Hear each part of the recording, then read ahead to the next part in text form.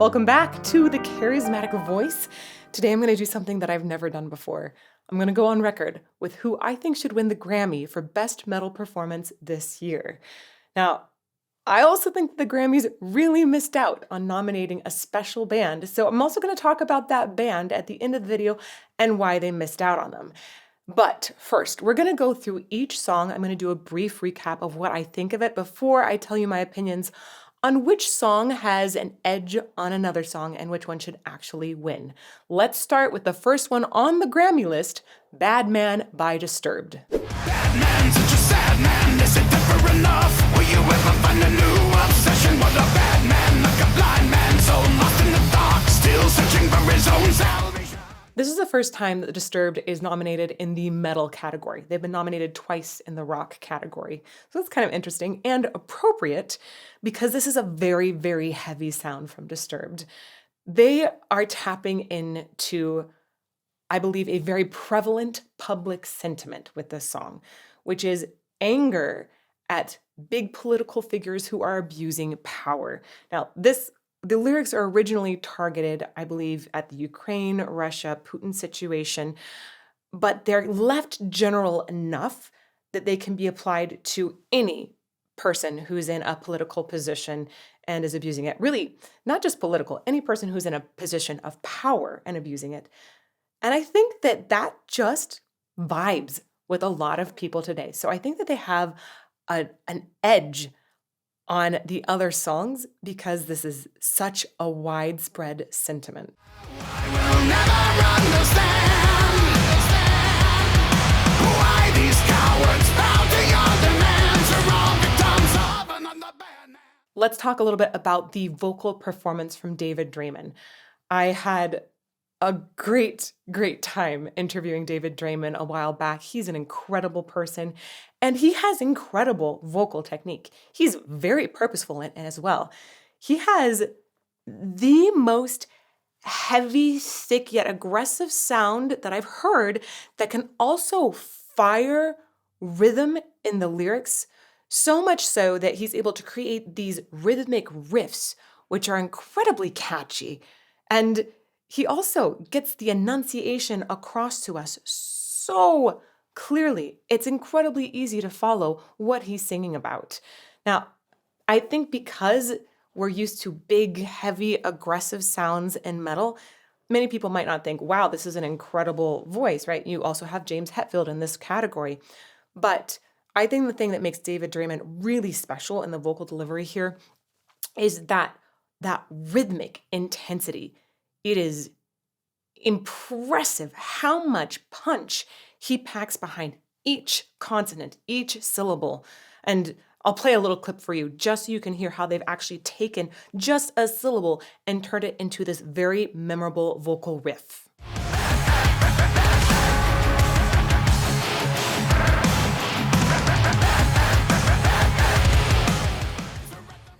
Overall, the song is also very digestible. It's in a format that we're accustomed to hearing on the radio. You have verse, chorus, instrumental interlude that's a guitar solo that I wish was 5 times longer, and then chorus and exit, essentially. So that format is something that people can easily digest. Additionally, you have some really good hooky lines in the chorus. There's a melody that people can sing along with. So I think this has some mainstream appeal.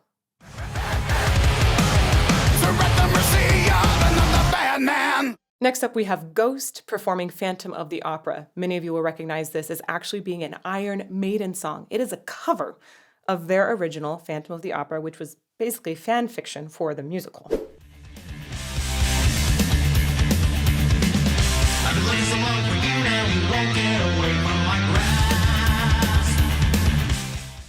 Now, this is not unheard of in this category to say, we're going to nominate a cover song. This is Best Metal Performance, after all, not just Best Metal New Song. So it's okay to have a cover song in this category. Even if they didn't compose it themselves, they can still be nominated. Ghost does a great job of paying heed to the original. It's essentially like an ode for them to Iron Maiden. They love Iron Maiden, And you can tell by how they've covered this song. So many points in the original song are held exactly to, or maybe even made a little bit better because they have modern production. The sound is a little bit fuller, it's a little bit clearer at the same time. And there's just a little bit of that signature sound of Ghost really coming with Tobias's vocal. I think that Iron Maiden, and also original singer from Iron Maiden, right? I think that this glove in the vocal fits very nicely on Tobias, and he shifted his vocal to be just a little bit more nasal, I think, to also mimic that. I do have one thing I don't particularly love about it, but I understand why they did it. And that is the lead vocal is a little bit further back in the mix than I would have liked. However, in the original, it was also a little far back in the mix. And in both versions, they've really brought in these really thick harmonies. So for me personally, just because I'm such a vocal nerd and I always want more voice, I would have liked that voice to be more forward in the mix. But if they're just trying to pay heed to really hold up that original sound with just a slight fingerprint on it, I understand why they mix it this way.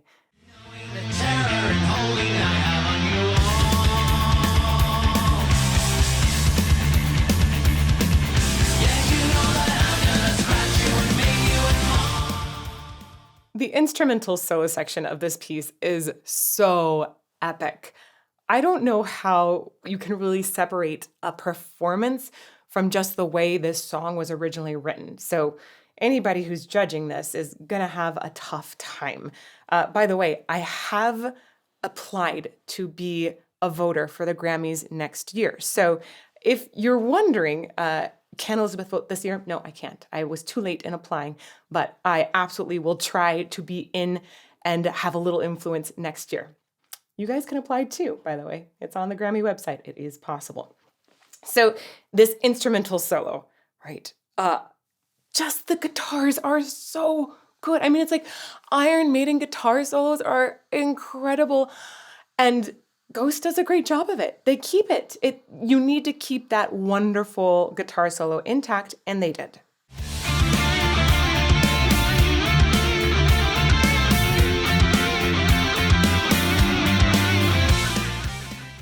I'm going to have a real honest moment with y'all here and say that I would actually be a little bit disappointed if Ghost won the Grammy for this. And that's not because it's not an incredible performance. It really is good. But for me, when I see a cover song, I want it to fundamentally change the original in some way. I want there to be a new take on it.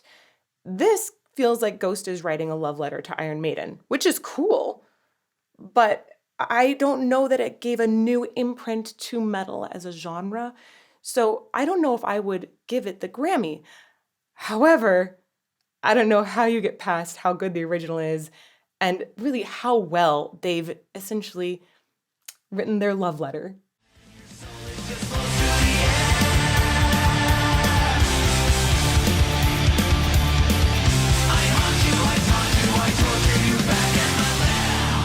Next up, we have Metallica, 72 Seasons.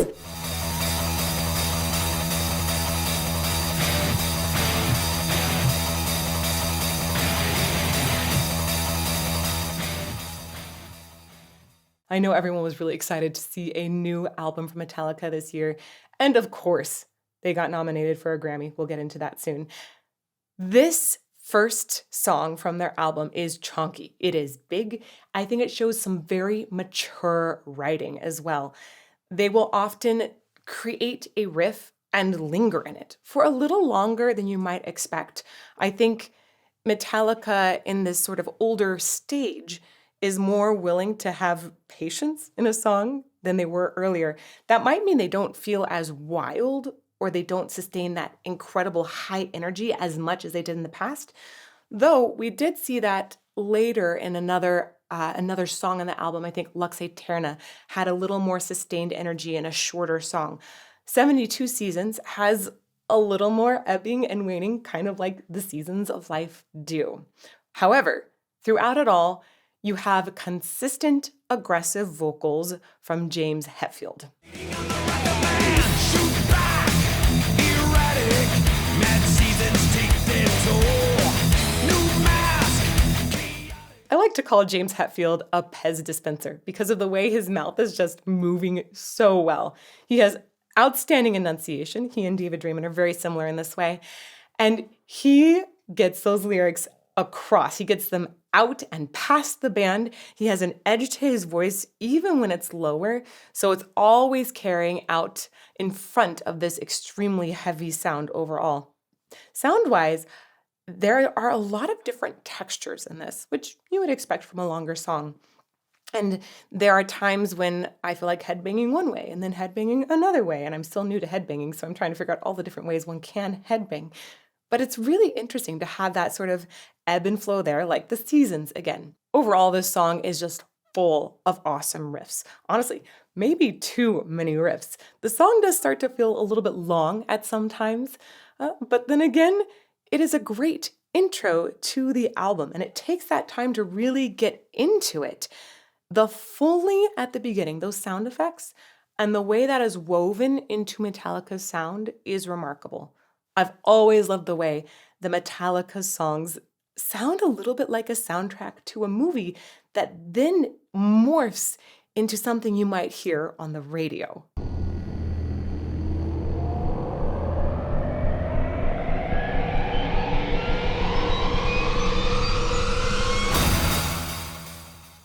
I love the way the Foley essentially sucks us into the song like it's a tornado. And then we get this cap at the end that is so awesome. Throughout, James Hetfield has been delivering this incredible vocal intro that grabs us. There'll be an instrumental section and then it's like boom, vocal, and it's catchy. And they take that vocal and they actually put it at the end of the song as an outro. And that outro essentially is serving as an intro to the rest of the album.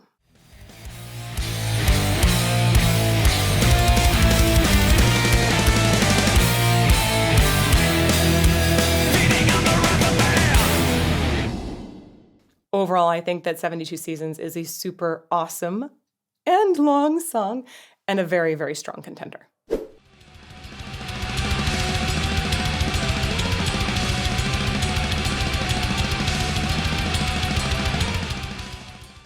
Next up is Slipknot Hivemind. This song is gross. Just like, ew. I had the heebie-jeebies so much watching it. Now, I did watch it with the music video, which is super, super gross and just adds a level of grossness to the actual music. But like, we're talking these brazen, appalling images and a super edgy sound. Like, it has so much emotional reaction to it. It is a very, very powerful and very intense song. By far, the most intense song among the nominees. I hope you fucking die and your sympathies don't mean shit to me. When the government goes and the predator knows, you better be dead if you wanna pay fine. Corey Taylor's vocals are extraordinary. Really extraordinary. He sounds like a madman. He is able to go between harshes and cleans in a very super quick fashion. He sounds insane. There are times when he's got a clean pitch, but it's more like a pitch center where he's kind of speaking, but it does have pitch. And then suddenly adds a bunch of distortion on top. So he sounds like he's going out of his mind.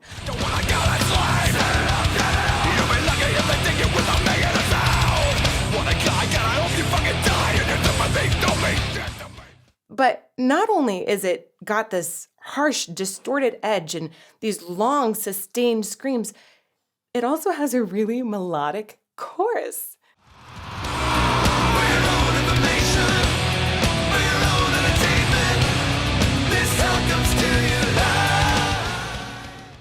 The fact that Corey Taylor can execute harsh and clean vocals so well is very impressive to me. I know he's even been doing just clean work in several different songs as well. So we know from his longevity, at this point in his career, I believe that he is doing harshes in a healthy way. Earlier, I understood he had a little bit of problems, but at this point, he's able to do harsh and clean back to back, and we're not hearing that wear on his voice. Now, people on the panel, I don't know if they will be able to judge whether or not Corey Taylor is doing this in a healthy way. I think that many of them will think that he's ripping apart his voice, which is not true.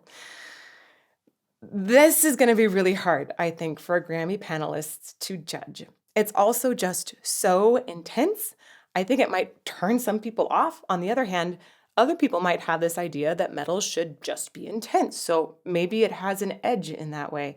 This is going to be, I think, a very, very difficult song for many people to judge.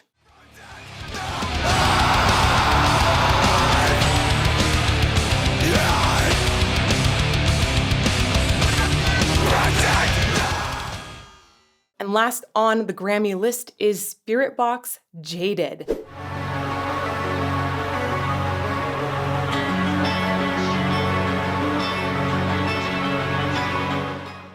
This is the dark horse of the group. All of the other nominees have been nominated before. This is Spirit Box's first time being nominated. Not only is it the first time, though, this is also a female-fronted metal band, and that is a huge deal. If Courtney LaPlante wins this Grammy, she will be the first ever metal female singer to win. This category was once combined with hard rock as well, and Lizzie Hale won it that year, but it wasn't for just metal. So this could be a career changer for Spirit Box and Courtney LaPlante. I feel alone in my body. I feel a silence underneath. In these valleys of blood, in these rivers of... I remember the first time that I heard this song. It was a few months back on the channel when I analyzed it. And it is moody and atmospheric and then heavy. And then you've got these elements of R&B in Courtney's vocals. And then you have these exquisite moments of production that can just give you shivers. I get goosebumps every time I listen to this track. And I've listened to it many, many times since that first time reaction and analysis. One of my absolute favorite parts is actually the very end. It's not even a vocal. This is crazy. I love the vocals. But there's this moment at the end when there's a shattering of glass that's built into the music. It almost sounds like it's being reversed at one point. The production is so extraordinary. I feel like I can feel the glass shards just rolling off my skin at that point. It's like Metallica and how they bring those bits of sound effects and Foley into their sound, but it's condensed and intense yet magical at the same time. It leaves me breathless.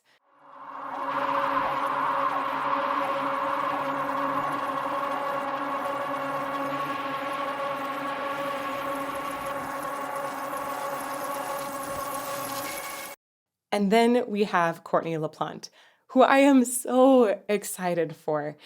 She is not only singing with this incredibly earthy tone that is well placed, it's rounded, yet there's a little bit of an R&B kind of style. It definitely has mainstream appeal in her cleans. They have strength as well, so you can put them in front of metal. But then she transitions to her harsh vocals at moments of extreme emotion, which is exactly how I think you should use harsh vocals as an extension to expression in singing. She's able to transition so quickly in such a healthy way, and she actually has a very similar pitch scream to Corey Taylor. It sounds distraught. It sounds soul-wrecking, and she's able to flip back and forth as well. She doesn't flip back and forth in that madman kind of way like Corey Taylor does, but it's definitely approaching that way. It's just smoother, which goes with Spirit Box's entire metalcore kind of vibe, right? It makes sense when you take those grounded vocals that she's going to have a different kind of transition, and it really works for their sound. I feel alone in my body. I feel a silence underneath.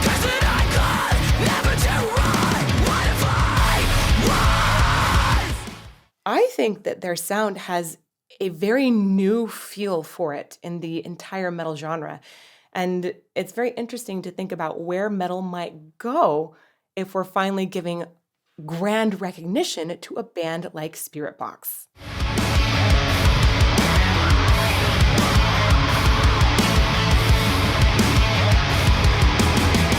Now that we've talked about all 5 Grammy nominees, I want to talk about subcategories and which one I think might be the best in subdivisions, and maybe we can add that up to who I think actually should be the Grammy winner. The best vocal among these nominees, for me, is a toss-up between Courtney LaPlante and Corey Taylor, who have ironically kind of similar names. I've tongue-twisted them up a couple of times. I say these two vocalists because in these performances, they are demonstrating code switching, meaning that they are having to flip vocal techniques and engage different areas of anatomy to go between their cleans and their harshes. Both of them do it very well in a very sustainable way as well. I think that Corey Taylor does it in a kind of frantic way, and Courtney LaPlante, oh, there I did it again. It's hard to say their names back to back. Courtney LaPlante is doing it in a way that is smooth and planned, yet feels kind of wild. So both are incredible vocal performances. I think also they're both layering their vocals in very successful ways. So for me, it's a tie between these two.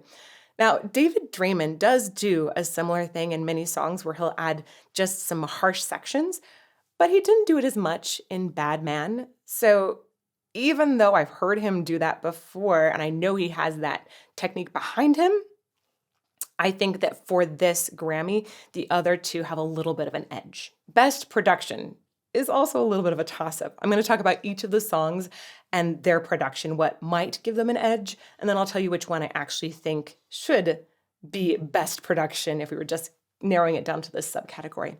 Bad Man has a huge, thick sound, and David Draymond's voice is present the entire time. I really like the way his voice is produced. It has that punch. He helps with the consonants for sure, but they produced his edginess in a very consistent way so that we always hear it and we can take those riffs from it. Very clear despite a ton of thickness in the sound. With Ghost, they've just done an amazing job of respecting Iron Maiden and modernizing the production, essentially. So that's a cool feat in its own. We talk about Metallica, the way that they're able to bring in different textures, the way that they've maintained the Metallica sound over years and really established the sound of metal for all of us.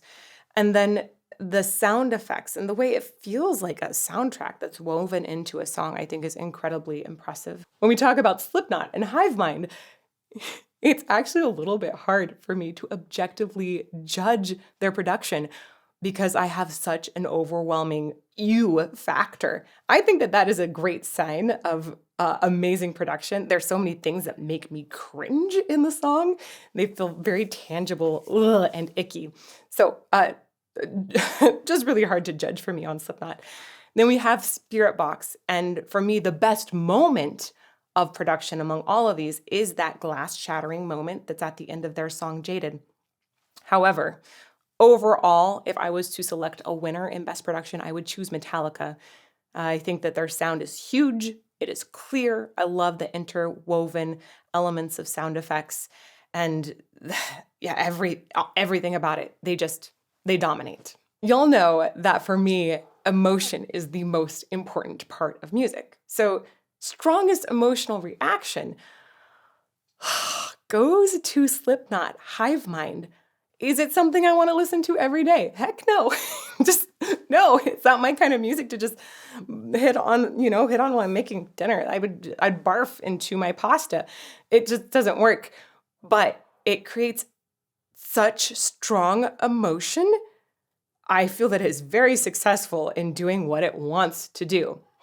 I do think that there's a potential winner in the category that's not them, though, is for just strongest emotion. And that would be Bad Man, because it's tapping into this contemporary anger that is in so many people right now. But for me, Slipknot. And a final subcategory that I'd like to propose is the metal footprint, Where is metal going? Are there any new trends? Grammys shouldn't just be given to songs that are great, but also they should consider where is the future of this genre? Has there been any big shift? Is there any recognition that needs to be given to a movement in that genre?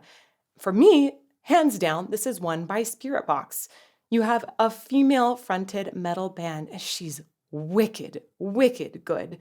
They have a new and a fresh sound, really edgy production, but the way she's also dipping into the harshes, it shows that she can stand up to the aggression all of these other male vocalists are bringing.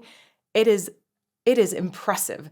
And I'm so excited that the Grammys saw Spirit Box and understood that and put them on that nomination list. Who do I think will win the Grammy? Metallica.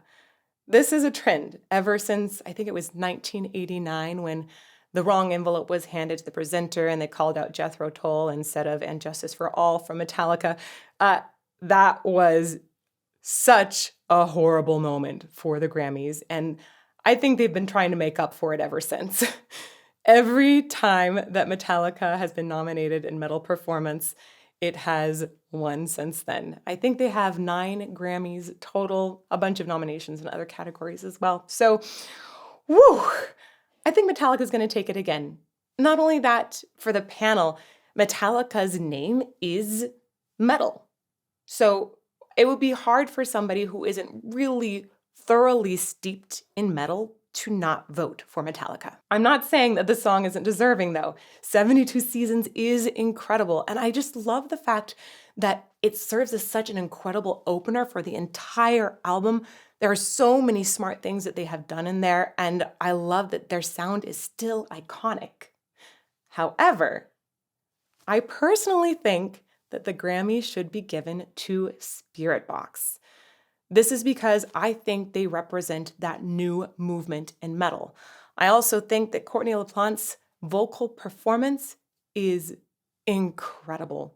She has an amazing sound in her cleans and her harshes. She's demonstrating such vocal prowess and the way she switches between them. And that production at the end with the glass shattering and throughout really is just stunning to me. I think that if the Grammy is given to Spirit Box, it will be a big surprise, but well deserved. Finally, let's talk about who should have been on this list.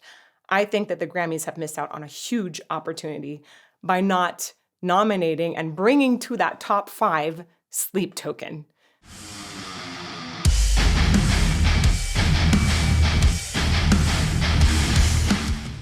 Why the heck are they not on this list? I think it might just be because their name is smaller. They weren't as recognized. I don't know, maybe there was something in the submission process that didn't make them eligible or they weren't submitted. I don't know. They did make huge waves in 2023, and I first heard them in 2023, and I freaked out. It is so good. Vessel's vocal has so much emotion packed into it. The moment he starts singing, every single time, it doesn't matter what the lyrics are, even though they're good, I get goosebumps. I feel my heart pounding. He's like a vocal heartthrob. The vibrato use is so well done. He's also able to shift into so many different styles. He can do cleans, he can do harshes, he can pop into this like more pop kind of style versus a rock style. I've heard him go bluesy before. His vocal abilities are off the charts. Running right into you. 'Cause these days, I would be lying if I As far as which song I think should be on the list, it's a toss-up for me between Take Me Back to Eden and The Summoning. The Summoning was the first song from their album that I heard and loved, so I think there's a bit of that first love that's still hanging out there. It also starts right away into this very heavy sound and then has amazing turns in different progressive directions throughout. I love the way that they are so progressive in these different chapters with wildly different sounds, yet they never lose me Sometimes when a band will shift sounds, I think they can lose an audience member, and instead, each time they shift, I feel more drawn in.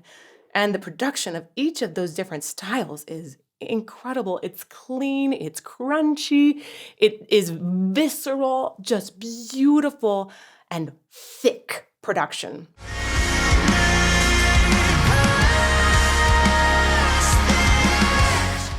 Take Me Back to Eden is the favorite of many people, and I have problems choosing between that one and The Summoning too. However, I think it wouldn't do as well on the Grammy list in this category. And that's only because the first minute and a half-ish is very soft. It does have that sort of soundtrack element that we might hear in Metallica, but it's so soft and atmospheric, I think many judges would be confused. But both songs are just incredible, and Sleep Token as a band, I think, is one of the greatest new directions in metal. I want to know in those comments below who you think should win the Grammy, and also tell me who you think is missing from that list. And if you want to see some reactions and analysis to the first time I've heard these songs, you can check out this playlist over here. May you fall more in love with music every day.